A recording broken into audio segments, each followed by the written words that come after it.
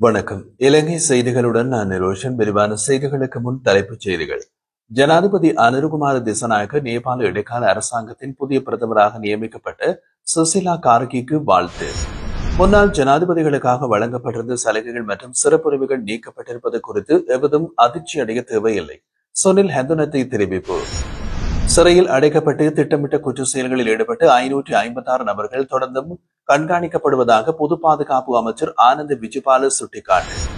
உள்நாட்டு போரின் போது இடம்பெற்ற மனித உரிமை மீறல்களுக்கு பொறுப்பு கூற சர்வதேச பொறிமுறை ஒன்றை அமைக்க வேண்டும் என்ற வால்கட்ரக்கின் பரிந்துரையை தேசிய மக்கள் சக்தி அரசாங்கம் நிராகரிப்பு. தொடர்வது விரிவான செய்திகள். ஜனாதிபதி அனுருகுமார திசாநாயக்க நேபாள இடைக்கால அரசாங்கத்தின் புதிய பிரதமராக நியமிக்கப்பட்டிருக்கும் சுசிலா கார்கிக்கு வாழ்த்து தெரிவித்துள்ளார். தனது உத்தியோகபூர்வ எக்ஸ் தளத்தில் அவர் சுசிலா கார்கி அவர்கள் பிரதமராக பொறுப்பேற்றதற்கு எனது மனமார்ந்த வாழ்த்துக்கள். அவரது தலைமை நேபாளத்தை அமைதி மற்றும் ஜனநாயகத்திற்கு செலுத்தும் என்று நம்புகின்றோம் என்று பதிவிட்டுள்ளார். செப்டம்பர் 8ஆம் தேதி இடம்பெற்ற பெரும் மக்கள் போராட்டங்களுக்கு பின் முன்னாள் பிரதமர் KP சர்மா ஒலியின் அரசு கவிழ்ந்தது. அந்த போராட்டங்களில் குறைந்தது 51 பேர் உயிரிழந்தனர். நேபாளத்தின் முன்னாள் தலைமை நீதிபதியான சுசிலா கார்கே செப்டம்பர் 12ஆம் தேதி இரவு ஜனாதிபதி அலுவலகத்தில் இடைக்கால பிரதமராக பதவியேற்றார். இதன் மூலம் நேபாளத்தின் வரலாற்றில் பிரதமராக பொறுப்பேற்ற முதல் பெண் என்ற பெருமையினை அவர் பெற்றுள்ளார். மேலும் ஜென்செட் இளைஞர்கள் வழிநடத்திய போராட்ட இயக்கத்தின் வலுவான ஆதரவு அவரை இடைக்கால பிரதமராக தேர்வு செய்யும் வகையில் முக்கிய பங்காற்றியது என்பதும் குறிப்பிடத்தக்கது. முன்னாள் ஜனாதிபதிகளுக்காக வழங்கப்பட்டிருந்த சலுகைகள் மற்றும் சிறப்புரிமைகள் நீக்கப்பட்டிருப்பது குறித்து எவரும் அதிர்ச்சி அடைய தேவையில்லை என்றும், ஏனெனில் இது மக்களிடம் அளிக்கப்பட்ட தேர்தல் வாக்குறுதியை நிறைவேற்றுவதாகும் என்றும் அமைச்சர் சுனில் ஹந்துனத்தை தெரிவித்துள்ளார். செய்தியாளர்களோடு கருத்து பகிர்ந்த அவர், தேசிய மக்கள் சக்தி கடந்த தேர்தல் காலங்களில் முன்னாள் ஜனாதிபதிகளுக்கான அனைத்து சலுகைகளையும் நீக்குவதாக தெளிவாக உறுதி அளித்திருந்ததையும் நினைவூட்டியுள்ளார். அவர் மேலும் கூறுகையில், முன்னாள் ஜனாதிபதிகளுக்கான சலுகைகள் எங்கள் தேர்தல் வாக்குறுதிகளுக்கு ஏற்ப அதிகாரப்பூர்வமாக நீக்கப்பட்டுள்ளது. இதற்காக யாரும் கவலைப்படவோ எதிர்ப்பு தெரிவிக்கவோ தேவையில்லை. நாங்கள் மக்களுக்கு கொடுத்த வாக்குறுதிகளை நிறைவேற்றிக் கொண்டிருக்கின்றோம். இந்த நடவடிக்கை எடுக்கப்படும் என்பதை முன்னாள் ஜனாதிபதிகள் நன்கு அறிந்திருந்ததால் அவர்கள் தாங்களாகவே தங்கள் குடியிருப்புகளை விட்டு வெளியேறியிருப்பார்கள். இதை வரும் தேர்தல் பிரச்சார யுக்தி என்று நினைத்திருந்தால் அது மிகப்பெரிய தவறு. எங்கள் தேர்தல் விஞ்ஞாபனம் வரும் வாக்குகளை பெறும் நோக்கத்திற்காக அல்ல. அது இந்த நாட்டை முன்னேற்றவும் மக்களுடனான எங்கள் சமூக ஒப்பந்தத்தை நிறைவேற்றவும் உருவாக்கப்பட்ட ஒரு ஆவணம். எனவே சலுகைகள் நீக்கப்பட்டதில் யாரும் ஆச்சரியப்பட வேண்டியதில்லை. மாறாக நாங்கள் இதை நிறைவேற்றாமல் இருந்திருந்தால் தான் மக்கள் அதிர்ச்சி அடைய வேண்டியிருந்தது என்று அமைச்சர் சுனில் ஹந்துனத்தை வலியுறுத்தினார். பொருளாதார அபிவிருத்தி பிரதியமைச்சர் கலாநிதி அனில் ஜயந்த பெர்னாண்டோ சூதாட்ட ஒழுங்குமுறை அதிகார சபையை சட்டத்தின் மூலம் நிறுவுவதற்கான அதிகாரம் வழங்கப்பட்டுள்ளதாக தெரிவித்தார். அதன் போது சூதாட்டத்தால் சமூகத்தில் ஏற்படும் பாதக விளைவுகளை ஆய்வு செய்து அவற்றை ஒழுங்குபடுத்தும் விதிமுறைகள் அதிகார சபை மூலம் வெளியிடப்படும் என்றும் அவர் கூறியுள்ளார். பிரதியமைச்சர் மேலும் தெரிவிக்கையில், புதிய சட்டம் மூலம் அனைத்து சூதாட்ட நடவடிக்கைகளையும் ஒரே இடத்தில் ஒழுங்குபடுத்தி ஒரு சுயாதீன அதிகார சபையை உருவாகும். இது கேசினோ அல்லது சூதாட்ட உரிமங்கள் வழங்குவதை குறிக்கவில்லை மற்றும் ஒழுங்குமுறை நடவடிக்கைகளுக்காகவே அமைக்கப்பட்டுள்ளது. அதிகார சபை அனுமதி வழங்குதல், கட்டுப்பாடுகளை விதித்தல், அனுமதியை நீக்குதல் அல்லது தடை செய்தல் போன்ற அனைத்தையும் மேற்கொள்ளும். சமூக மற்றும் கலாச்சார பாதிப்புகளை ஆய்வு செய்வதும் அவற்றின் அடிப்படையில் விதிமுறைகளை உருவாக்கப்படுவதும் அதன் பொறுப்பு. இந்த சட்டம் என்ன செய்கிறது என்பதை எளிமையாக சொன்னால், சூதாட்டம் மற்றும் அனைத்து நடவடிக்கைகளையும் ஒரே சட்டம் ஒரே சுயாதீன அதிகார சபையின் கீழ் ஒழுங்குபடுத்துவதாகும் என்று அவர் குறிப்பிட்டிருந்தார். முன்னாள் ஜனாதிபதி R பிரேமதாசவின் மனைவி ஹேமா பிரேமதாசவுக்கு அரசாங்கம் வழங்கியது சொகுசு கார் மீண்டும் அரசாங்கத்திற்கிடம் ஒப்படைக்கப்பட்டுள்ளது. ஜனாதிபதிகளின் சிறப்புரிமை சட்டத்தின்படி ஓய்வு பெற்ற ஜனாதிபதி இல்லாத போதிலும் அவரது மனைவிக்கு சில சிறப்புரிமைகள் வழங்கப்படுவதும் முன்னாள் நடைமுறையாக இருந்தது. இதன் அடிப்படையில் ஹேமா பிரேமதாசவுக்கு சொகுசு கார் வழங்கப்பட்டிருந்தது.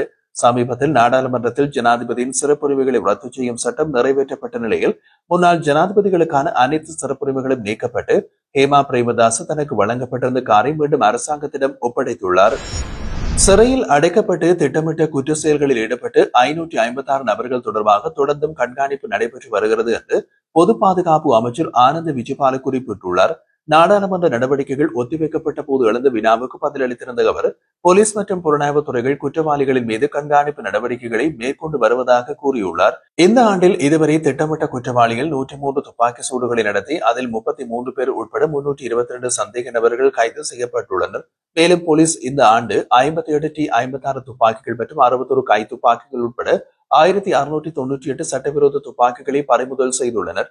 வெளிநாடுகளில் ஒளிந்திருக்கும் 14 ஒழுங்கமைக்கப்பட்ட குற்றவாளிகள் சிவப்பு அறிவிப்பின் மூலம் தற்போது அந்த நாடுகளில் கைது செய்யப்பட்டுள்ளதாகவும் அமைச்சர் தெரிவித்தார். மோட்டார் வாகன போக்குவரத்து ஆணையாளர் நாயகம் கமல் அமரசிங்கவின் கையொப்பத்துடன் 2023ஆம் ஆண்டு ஜூன் மாதம் 2ஆம் தேதி இந்த சுற்று நிருபம் வெளியிடப்பட்டிருந்தது. இந்த நிலையில் கடந்த 9ஆம் தேதியுடன் அமலாகும் வகையில் அந்த சுற்று நிருபம் ரத்து செய்யப்பட்டுள்ளதாக அறிவிக்கப்பட்டுள்ளது. முன்னதாக பஸ்களை அலங்கரிக்க அனுமதி கோரி பல்வேறு தரப்பினரிடமிருந்து பெறப்பட்ட கோரிக்கைகளை கருத்தில் கொண்டு பஸ்களில் அலங்காரங்கள் மற்றும் மேலதிக பாகங்களை நிறுவுவது தொடர்பான பல நிபந்தனைகளுக்கு உட்பட்டு குறித்த சுற்றறிக்கை வெளியிடப்பட்டிருந்தமை குறிப்பிடத்தக்கது.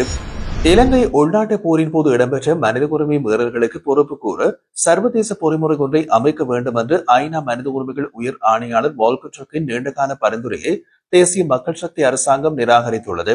இந்த பரிந்துரை டர்க்கின் வருடாந்திர அறிக்கையிலும் ஜெனீவாவில் நடைபெறும் ஐநா மனித உரிமைகள் பேரவையின் 60வது அமர்வின் முதல் நாளான செப்டம்பர் 8ஆம் தேதியிலும் முன்வைக்கப்பட்டது. ஆனால் வெளிவிவகார அமைச்சர் விஜித ஹெரத் இதனை அதிகாரப்பூர்வமாக மறுத்தார். அவர் தெரிவிக்கையில், இலங்கை சர்வதேச பொறிமுறையை ஏற்காது, உள்நாட்டு விசாரணை முறைமைகள் மூலம் நீதி மற்றும் நல்லிணக்கத்தை உறுதி செய்யும் சர்வதேச பொறிமுறை நிறுவப்படுவது உள்ளக முயற்சிகளை பலவீனப்படுத்தும் அபாயம் இருப்பதாக அவர் வலியுறுத்தியிருந்தார். இதன் காரணமாக கடந்த ஆண்டை போல இம்முறை சபையில் சமர்ப்பிக்கப்பட்டுள்ள இலங்கையின் மனித உரிமைகள் நிலை குறித்து தீர்மானத்தினையும் என்பிபி நிராகரிக்க கூடும் என்று எதிர்பார்க்கப்படுகின்றது. எனினும் சர்வதேச விசாரணைக்கு எதிராக முன்வைக்கப்படும் வாதங்கள் முழுமையாக நியாயப்படுத்தப்பட முடியாது என்ற விமர்சனமும் எழுந்துள்ளது. 2014 ஐநா மனித உரிமைகள் ஆணையாளர் அலுவலகம் வெளியிட்ட அறிக்கையில் மனித உரிமை மீறல்களுக்கு இலங்கை ஆயுதப்படைகளும் புலிகளும் இருவரும் பொறுப்பு என்று சுட்டிக்காட்டப்பட்டிருந்தது. 2015 அந்த தகவல் வெளிவந்த போது மறைந்த தமிழ் தேசிய கூட்டமைப்பு தலைவர் ஆர் சம்பந்தன் தமிழர்களும் தங்கள் சார்பில் நடந்த குற்றச்சாட்டுகளை ஏற்க வேண்டும் என்று குறிப்பிட்டிருந்தார். ஆயினும் தற்போதைய என்பிபி அரசாங்கம் இனப்பிரச்சினை தொடர்பாக முந்தைய அரசாங்கங்களை விட வேறுபட்ட அணுகுமுறை எடுத்துள்ளதாக கருதப்படுகின்றது. செம்மணியில் தோண்டி எடுக்கப்பட்ட 200க்கும் மேற்பட்ட எலும்புக்கூடுகள் தொடர்பான விசாரணைகள் முன்னெடுக்கப்பட்டுள்ளது. மேலும் ஐநா மனித உரிமைகள் ஆணையாளர் சமீபத்தில் இலங்கை வந்தபோது செம்மணியை பார்வையிட்டதும் குறிப்பிடத்தக்கது. ஆனால் யாழ்ப்பாண மாவட்டத்திற்கான ஜனாதிபதி அனுரகுமார திசாநாயக்க விஜயத்திலே புதைகுழிகளை பார்வையிட தவறியதற்காக சில தமிழ் அரசியல்வாதிகளும் இடதுசாரி அமைப்புகளும் விமர்சனம் எழுப்பியிருந்தமையும் சுட்டிக்காட்டத்தக்கது. இறுதிப் போரின் போது அழைக்கப்பட்ட 12 கப்பல்கள் குறித்தே பெரிதும் பேசப்பட்டாலும் உண்மையில் புலிகள் மொத்தம் 26 கப்பல்களை வைத்திருந்தார்கள் என்று முன்னாள் கடற்படை ஊடக பேச்சாளரும் வடக்கு கடற்படை முன்னிலை பாதுகாப்பு பிரிவு தளபதியாகவும் பணியாற்றிய DKP தசாநாயக்க தெரிவித்துள்ளார். சமூக வலைதளம் ஒன்றுக்கான சபையில் கருத்து தெரிவித்த அவர் 30 ஆண்டுகள் நீடித்த போருக்காக முழுவதும் புலிகள் வைத்திருந்த கப்பல்கள் இலங்கை கடற்படையால் படிப்படியாக அளிக்கப்பட்டதாக கூறினார். எனினும் இறுதிப் போரின் போது மட்டும் 12 கப்பல்கள் அளிக்கப்பட்டன. அவை இந்திய கடற்படையின் நேரடி ஆதரவோடு முற்றிலும் நிர்மூலமாக்கப்பட்டதாக குறிப்பிட்டுள்ளார். அவர் மேலும் விளக்கையில் இறுதிப் போரின் பின்னர் புலிகளிடம் மீதமிருந்த 3 கப்பல்களில் 2 பெயர்கள் மாற்றப்பட்டதாகவும் அவற்றை பயன்படுத்தி 3ஆம் நிலை புலிகள் மலேசியா வழியாக கனடாவுக்கு தப்பிச் சென்றதாகவும் தெரிவித்தார். அந்த கப்பல்களில் ஒரே தடவையில் 400 பேர்கள் வரை திறந்த விசா மூலம் அனுப்பப்பட்டதாக அவர் வெளிப்படுத்தியுள்ளார். கெஹல்பத்ர பத்மேவின் ஐஸ் போதைப் பொருள் உற்பத்தி தொடர்பாக சந்தேகத்தின் பேரில் கைது செய்யப்பட்ட முன்னாள் பிரதேச சபை உறுப்பினர் சம்பத் மனம்பேரி போதைப் பொருள் உற்பத்தி நடவடிக்கையின் தலைவராக மட்டுமல்லாமல் ஆயுத கடத்தல் வலையமைப்பின் தலைவராகவும் செயல்பட்டதாக போலீசாரின் விசாரணைகளில் தெரிய வந்துள்ளது. சம்பத் மனம்பேரிக்கு சொந்தமான நிலத்தில் மறைத்து வைக்கப்பட்டிருந்த கைக்குண்டுகள் உள்ளிட்ட பல ஆயுதங்கள் ஏற்கனவே போலீசார் கைப்பற்றியுள்ளார்கள். இந்த ஆயுதங்கள் பாதாள உலக குழுக்களுக்கு சொந்தமானவை என்றும் போலீசார் நம்பிக்கை வெளியிட்டுள்ளனர். சம்பவம் தொடர்பாக சந்தேக நபர்களை அடையாளம் காண்பதும் கைது செய்யும் பணிகளும் தீவிரமாக நடைபெற்று வருகின்றது. மேலும் சம்பத் மனம்பேரியுடன் தொடர்புடைய நபர்களின் வீடுகளும் போலீசாரின் ஆய்வுகளுக்கு உட்படுத்தப்பட்டுள்ளது. இதற்கிடையில் ஹேல்பத்ர பத்மேவுடன் நெருங்கிய தொடர்புகளை கம்பகா குற்றப்புலனாய்வு பிரிவில் இணைக்கப்பட்ட ஒரு போலீஸ் அதிகாரியும் அண்மையில் குற்றப்புலனாய்வு அதிகாரிகளினால் கைது செய்யப்பட்டுள்ளதாகவும் தெரிவிக்கப்பட்டுள்ளது.